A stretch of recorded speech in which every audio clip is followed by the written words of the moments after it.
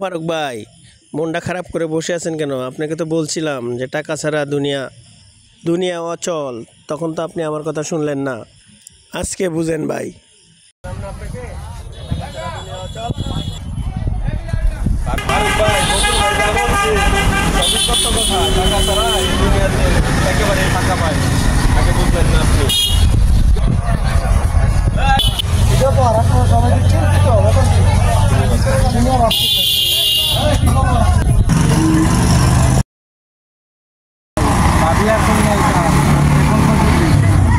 রকুল ভাই একদিন বলেছিল যে ফারুক ভাই টাকা ছাড়া দুনিয়াতে কারো কোনো মূল্য নাই।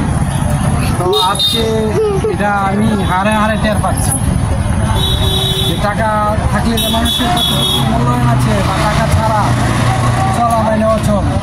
এটা নিয়ে ভাবতেছি ভাই। বকুল ভাই তো ঠিকই বলছে। কেমন আছো ভাই? ভাবতেছি ভাই অনেক কি করা যাবে আর ভাই ঠিকই বলছিল, আপনি ওই সময় কথা শুনতে দেন নাই।